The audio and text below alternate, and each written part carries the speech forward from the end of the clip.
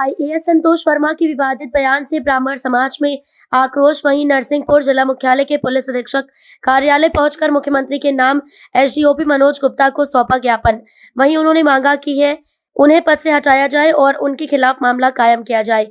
आरक्षण हटाने को लेकर बेटियों पर की गई अभद्र टिप्पणी को लेकर पूरा समाज आक्रोशित है और उन्होंने कहा कि कहीं मामला कायम नहीं किया जाता तो वह उग्र आंदोलन करेंगे।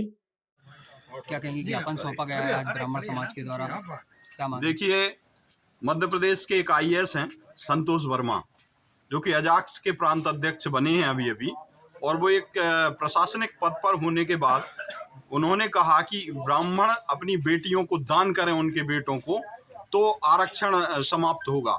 हमें आरक्षण से ज्यादा कोई लेना देना नहीं है, लेकिन ब्राह्मण की बेटियों को दान करने की बात करना, ये हमारे अस्तित्व की लड़ाई है। हम अपनी बेटियों के लिए जान दे सकते हैं, जान ले सकते हैं।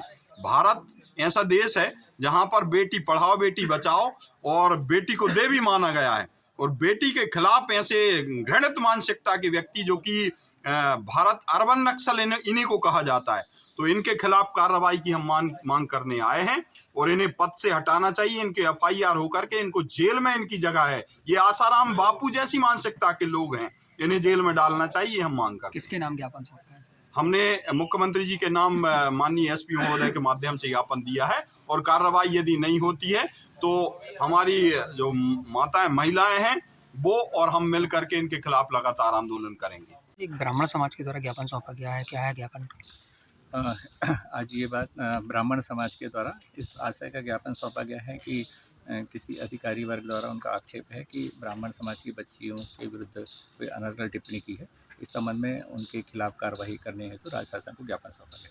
सर, किसके नाम सौंपा गया है? ये राज्यपाल महोदय के नाम से सौंपा। क्या कहेंगे, ज्ञापन सौंपा है आज बेटियों के खिलाफ अभद्र भाषा का प्रयोग एक आईएएस ने किया है, उसको लेकर ज्ञापन सौंपा गया है। बहुत दुख का विषय है कि हम भारतवर्ष में, जहाँ भारत माता के पूजन से हमारे जीवन की शुरुआत होती है, सरस्वती माता के पूजन से हमारे जीवन की शुरुआत होती है, और घर के बेटे जो है माँ के पैर पढ़कर घर से बाहर जाते हैं, बहन बेटियों के पैर पढ़कर आशीर्वाद लेकर घर से बाहर अपने काम को जाते हैं, उसे पवित्र माना जाता है। और हमारे देश में ही ऐसे ऐसे घुसपैठिए रह रहे हैं और इतने बड़े बड़े पदों पर रह रहे हैं जो हम लोगों का उपभोग करेंगे, हम लोगों का शोषण करेंगे, और हमें इन्हें दान के स्वरूप में माना जा रहा है या इनके सहवास की वस्तु माना जा रहा है। और इस तरह से कुंठित और घृणित मानसिकता के व्यक्ति को पद पे भी रहने का अधिकार नहीं है, और उन्हें इस तरह की बातें बहन बेटियों के लिए, ब्राह्मण बहन बेटियों के लिए करने का कोई अधिकार नहीं है। ऐसे भ्रष्ट अधिकारी को, वो कितने भ्रष्टाचार कर रहा होगा जब उसकी इतनी दूषित मानसिकता, इतनी गंदी मानसिकता का व्यक्ति है, वो भारत देश में रहने के लायक नहीं है। इसे भारत देश से निकाला जाए, इसकी नागरिकता समाप्त की जाए, इसे पद से हटाया जाए, नहीं तो हम लोग विद्रोह की स्थिति में आ जाएंगे। और ये विद्रोह क्या स्वरूप लेगा, इसकी मैं कोई गुंजाइश नहीं है कि मैं बता पाऊँ।